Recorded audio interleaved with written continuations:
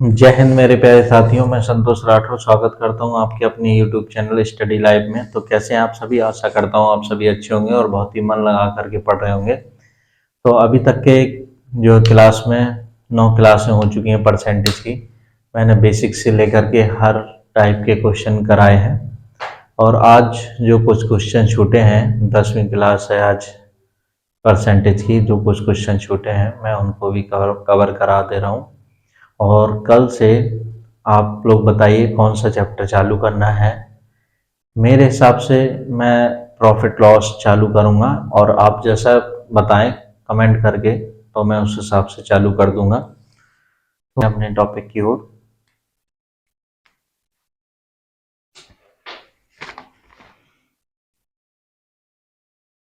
Question number first है, एक टोकरी में 30 आम हैं, 75 आम कुछ छात्रों को वितरित कर दिए गए। टोकरी में शेष आमों का प्रतिशत ज्ञात कीजिए। बहुत ही सरल क्वेश्चन है। 300 आम थे, 75 वितरित कर दिए गए, शेष कितने बचे? 225। प्रतिशत ज्ञात करना है। 300 पर 225 प्रतिशत के लिए 100 का गुणा 3 से भाग दे देंगे तो कितनी बार जाएगा? 30 से 21 और 3 15 75%। यही आपका आंसर है। क्वेश्चन नंबर सेकेंड है, ए का x प्रतिशत उतना ही है जितना b का y प्रतिशत है, तो b का z प्रतिशत कितना होगा? a का x प्रतिशत उतना ही है जितना b का y प्रतिशत है। सॉल्व करते हैं तो प्रतिशत से प्रतिशत का निशान हट जाएगा। ये आएगा b के बराबर कर लेते हैं क्योंकि b का पूछा है, तो a गुणित x बटे y। क्वेश्चन पूछ रहा है b का मतलब होता है गुणा z प्रतिशत, तो b का z प्रतिशत b की वैल्यू रख देते हैं a गुणित x बटे y। z प्रतिशत ज्ञात करना है तो z प्रतिशत, या इसको ऐसे लिख देते हैं ax/z बटे y प्रतिशत। यही आपका आंसर। क्वेश्चन नंबर, एक कार्यालय में 40% महिला कर्मचारी हैं, उसमें से 40% महिलाओं और 60% पुरुषों ने मेरे पक्ष में मतदान किया। तदनुसार मेरे मतों का प्रतिशत कितना रहा होगा? यानी कि 100 कर्मचारी हैं जिसमें से 40% क्या है? महिलाएं। यानी कि 40 महिलाएं हैं तो बचे कितने? 60% बचा होगा। तो 60% क्या है? पुरुष। यानी कि 100 का 60% निकालेंगे कितना आ जाएगा? 60। अब इस 40 में से 40% महिलाओं में से 40% ने वोट, यानी कि 40 महिलाओं में से 40% ने वोट मेरे पक्ष में किया, तो 40% 40 का 40% निकालेंगे तो कितना हो जाएगा? 4 चौको 16। 16 और पुरुष में कितना किया? 60% ने। 6 36, यानी कि ये आ जाएगा 36। कुल कितने पुरुष और महिला में ला लेंगे तो कुल कितने हो जाएंगे? 6 6 12, 2 4 5, 52। यानी कुल कितने? 100% कर्मचारी थे, 52 मतलब 100 कर्मचारी थे, 52 कर्मचारी ने मेरे पक्ष में दिया। प्रतिशत में निकालने के लिए क्या करेंगे? 100 पर 52 ने 52 ने दिया, तो प्रतिशत के लिए गुणा 100 करते हैं या डायरेक्ट लिख देते हैं 52%। 52% ने मेरे पक्ष में वोट किया। यही आपका आंसर है। क्वेश्चन नंबर 4 है,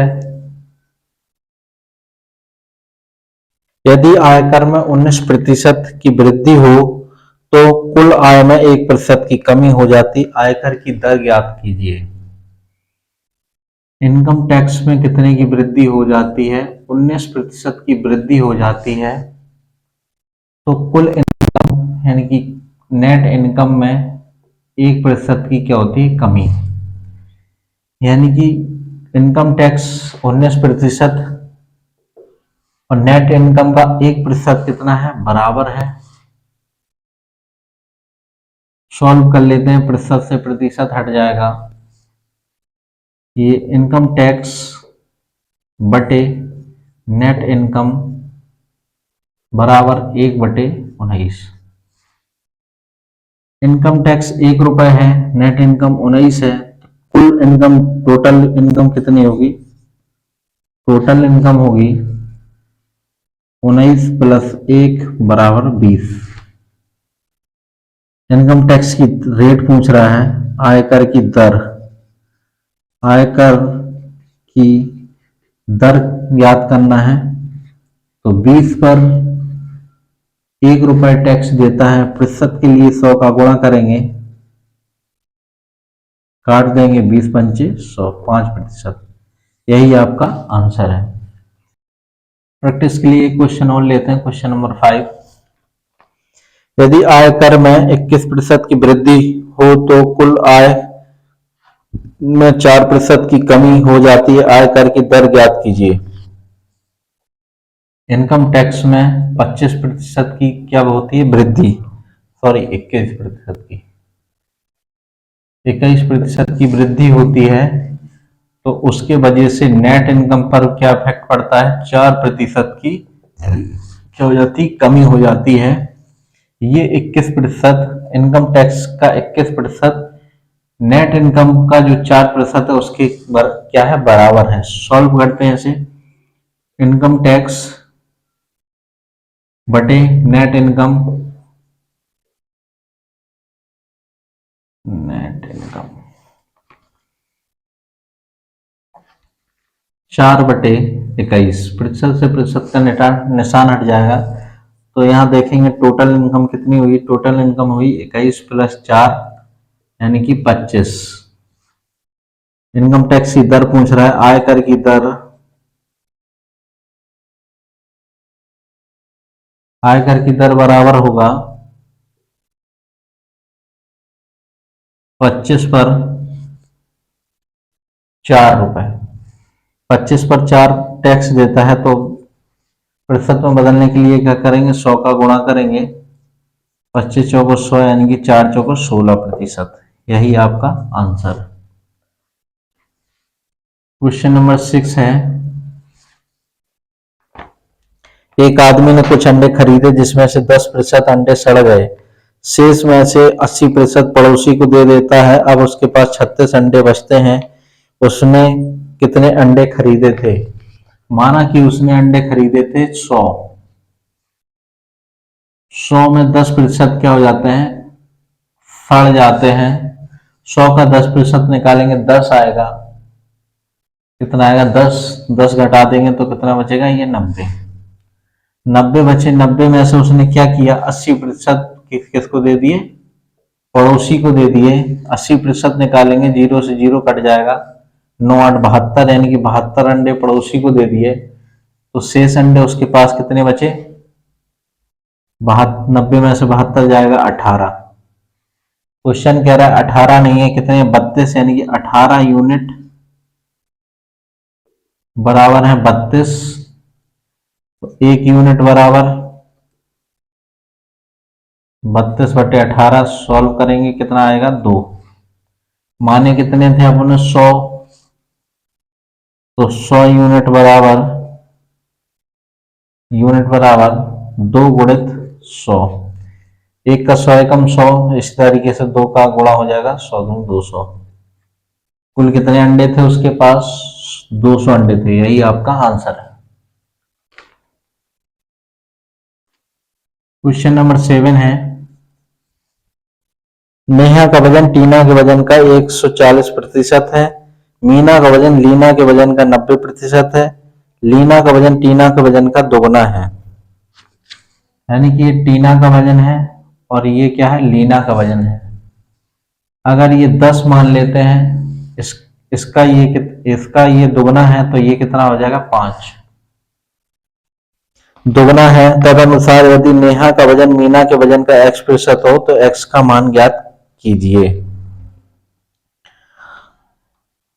अब वो कह रहा है मीना का वजन लीना के का 90% है, यानी मीना का जो वजन है वो लीना से कितना है 90%। 10 का अगर 90% निकालेंगे तो कितना आ जाएगा, जीरो जीरो कैंसिल आ जाएगा 9, यानी कि ये 9 है।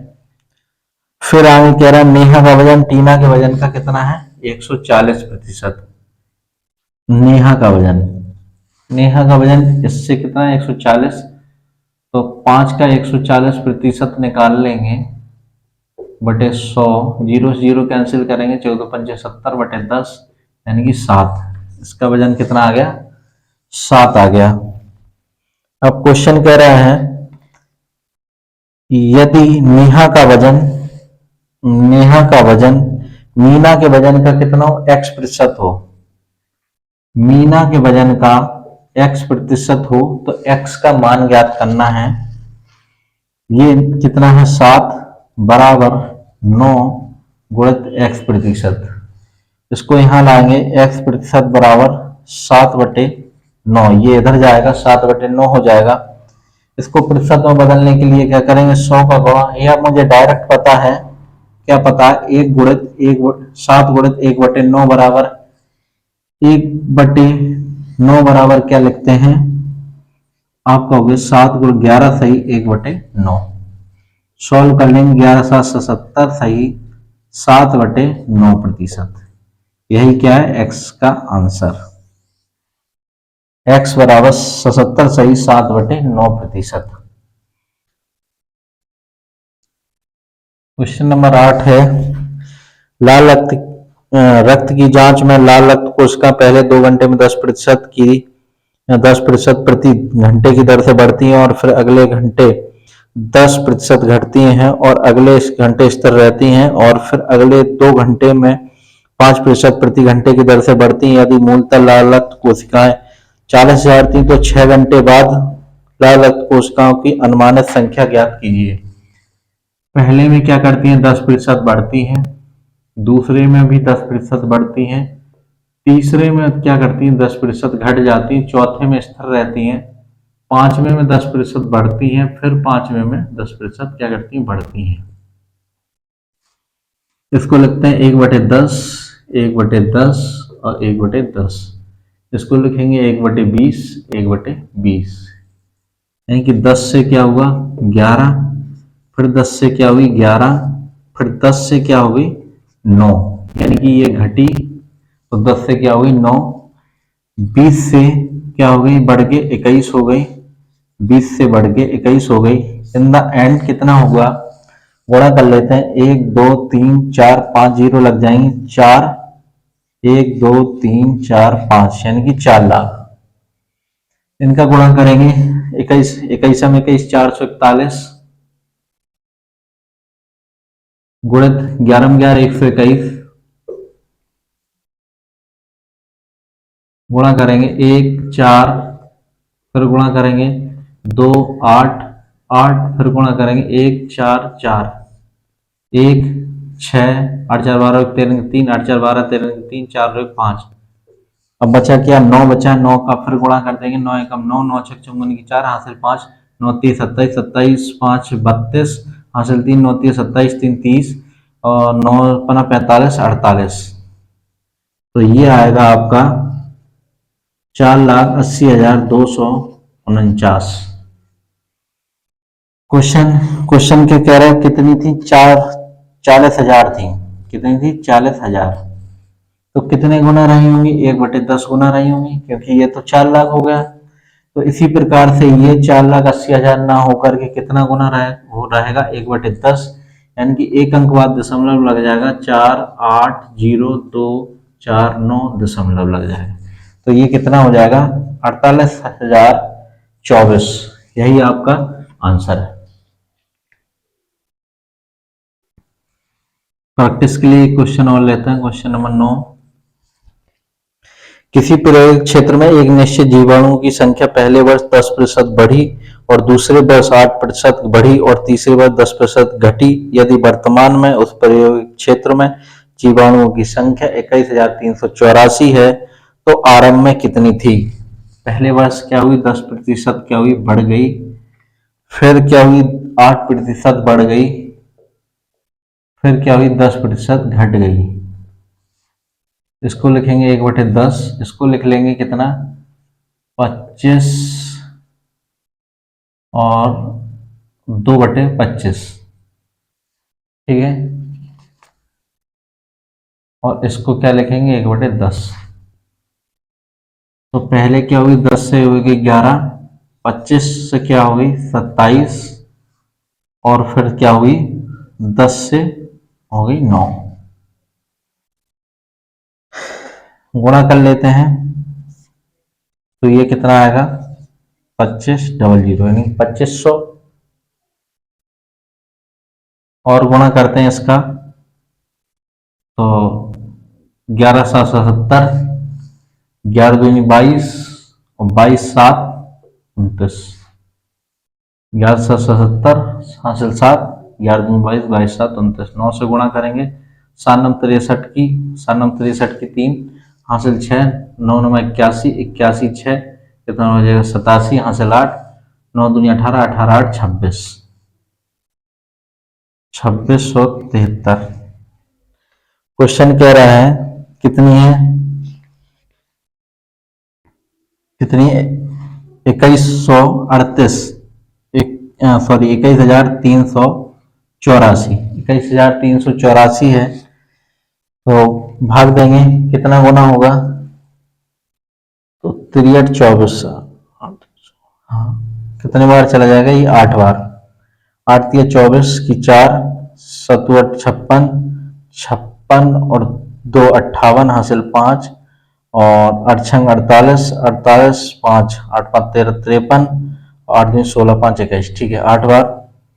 तो ये भी जो है 8 गुना 2500 ना होकर के कितने गुना होगी? 8 गुना। 25 अट्ठे 200, 20 यानी कि 20,000। यही आपका answer. Question number 10। Question number 10, एक आदमी अपनी आय का एक निश्चित भाग बचाता है ताकि 16 महीने में वह कार खरीद सके। अगर वो इसी कार को 14 महीने में खरीदना चाहता है तो अपनी बचत में कितनी प्रतिशत की बढ़ोतरी करनी पड़ेगी? 16 महीने में कार खरीदना चाहता था, वो हर महीने x रुपए बचाता था, तो 16 महीने में कार खरीदता। अब उसे क्या करना है? 14 महीने में कार खरीदना है, तो कितनी बढ़ोतरी करना पड़ेगी? मान लीजिए उसने बढ़ा करके x रुपए 22 रुपए बचाना चालू कर दिया, तब वो क्या कर लेगा कि जितनी पैसे, यानी कि वो 10 लाख 16 महीने में बचा रहा था, अब वो 10 लाख कितने में? केवल 14 महीने में बचा रहा है। यानी कि ये दोनों कितने हैं? बराबर हैं।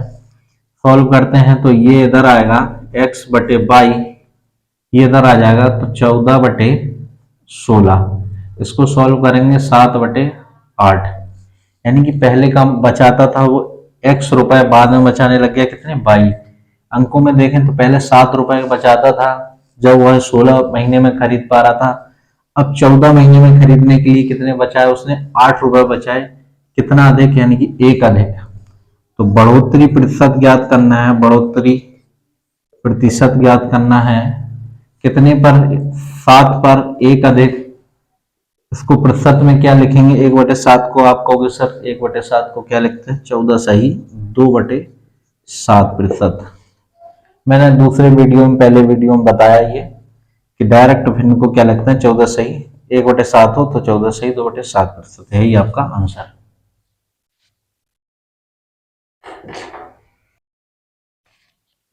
प्रैक्टिस के लिए एक क्वेश्चन और लेते हैं। क्वेश्चन नंबर 11, एक आदमी अपनी बचत का एक निश्चित भाग बचाता है ताकि वह 1 साल में एक कार खरीद सके। अगर वह इसी कार को 9 महीने में खरीदना चाहता है तो अपनी बचत कितनी प्रतिशत बढ़ानी होगी? पहले खरीदता था, 1 साल में खरीद रहा था, कुछ रुपए बचा रहा था, अब उसे क्या करनी है? वही 9 महीने में खरीदना है, उतने ही पैसे बचाने हैं जितने वो साल में बचा रहा था। तो ऑब्वियसली बात है, बेसिक सी बात है कि कुछ पैसे ज्यादा बचाए होंगे, यानी कि 9 महीने में वो उसने x रुपए से बचाए होंगे तो खरीद ली होगी उतने की। तो x बटे 22 बराबर 9/12। सॉल्व करते हैं 3/4, यानी कि पहले 3 बचाता था, अब वो कितना बचाने लग गया 4, एक अधिक। तो बढ़ोतरी प्रतिशत ज्ञात करना है कि कितने रुपए बढ़ा दे तो उसकी जो है 9 महीने में खरीद जाए। तो कितने पर, 3 पर 1 की वृद्धि की, तो 1/3 को क्या लिखते हैं प्रतिशत में, 33 सही 1/3% है, यही आपका आंसर। क्वेश्चन नंबर 12 है, एक व्यक्ति की वार्षिक आय 2 लाख रुपए से बढ़ी लेकिन उस पर टैक्स जिससे भुगतान करना है वह 20 से 16% तक कम हो गया। अब वह पहले की तरह ही टैक्स का भुगतान करता है, बढ़ी हुई आय लाख में क्या होगी। मतलब पहले वह ए रुपए उसकी सैलरी थी तो उस पर कितना टैक्स देता था, 20%। 2 लाख रुपए क्या हुई, सैलरी बढ़ गई, 2 लाख रुपए सैलरी बढ़ गई, यानी कि ये हो गई 20, बी हो गई, तो टैक्स कितना हो गया, 16 कम हो गया, 16% टैक्स हो गया, यानी कि ये दोनों क्या हो गए बराबर, 16% तक कम हो गया। अब वह पहले की ही तरह टैक्स देता है, मतलब जितना अभी देता था उतना अब भी दे रहा है, जितना पहले देता था उतना अब भी दे रहा है। सॉल्व करते हैं तो ए बटे बी बराबर होगा 16/20, प्रतिशत से प्रतिशत का निशान हट जाएगा और सॉल्व करेंगे, 4 चौको 16, 4 पंचे 20। तो पहले से कितनी बढ़ी, पहले थी 4, 4 से कितनी बढ़ी, 1 बढ़ी। क्वेश्चन कह रहा है 1 नहीं बढ़ी, कितनी बढ़ी, 2 लाख बढ़ी, 2 लाख, 2 लाख बढ़ी, कितने गुना, 2 लाख गुना, 2 लाख गुना। इसी प्रकार ये हमारी 5 ना हो करके कितनी रही होगी, 2 लाख गुना, यानी कि 10 लाख, यही हमारा आंसर। क्वेश्चन नंबर 13 है, एक व्यापारी एक घड़ी तथा एक दीवार घड़ी खरीदता है, उन दोनों की कीमत 390 रुपए है। वह इन्हें बेचने पर घड़ी पर 10% तथा दीवार घड़ी पर 15% का लाभ कमाता है, दोनों पर 51.5 रुपए कमाता है, तो इनके वास्तविक मूल्यों के बीच का अंतर क्या है। 390 रुपए की दोनों खरीदता है, बाज और दीवार, बाज पर 10%, इस पर 15%, इन दोनों को क्या करता है, 51.5 रुपए वह कमाता है। इसको ऐसा लिख लें 10% और 10% प्लस 5%, इसको ऐसा लिख ले, कोई दिक्कत आपका पोजीशन नहीं। अगर दोनों पर 10% कमाता है तो 390 का 10% निकालेंगे तो कितना आएगा, 39। इसको घटा देंगे तो कितना आएगा, 5 यानी कि ये हो जाएगा 2, 12.5 आएगा। वो किसके वजह से आ रहा है, वो ये 5% अतिरिक्त है, इसकी वजह से ये 12.5 के आ रहा है, एक्स्ट्रा आ रहा है। नहीं, 5% बराबर 12.5, तो 100% बराबर कितना आएगा, 12.5/5 गुणित 100। सॉल्व करेंगे तो इससे ये दशमलव हट जाएगा, 125 हो जाएगा, 25 पंचे 125, ये हो जाएगा 250। दीवार घड़ी कितने, 250, तो ये कितने का है, ये 339, 390 में से 250 जाएंगे तो कितना बचेगा, 140। अंतर पूछा है, अंतर 250 माइनस 140, तो कितने का बचेगा, 110 का, यही आपका आंसर है। तो आज के लिए बस इतना ही। मैंने सभी प्रकार के जो है क्वेश्चन करा दिए हैं, जितने टाइप के परसेंटेज में क्वेश्चन पूछे जाते हैं, लगभग सभी टाइप के क्वेश्चन कंप्लीट हो गए हैं और परसेंटेज मेरे हिसाब से खत्म हो गया है। परसेंटेज की 10 क्लासें हो गई हैं और अब आप लोग जैसा सजेस्ट करेंगे तो उस हिसाब से चैप्टर को चालू कर दिया जाएगा।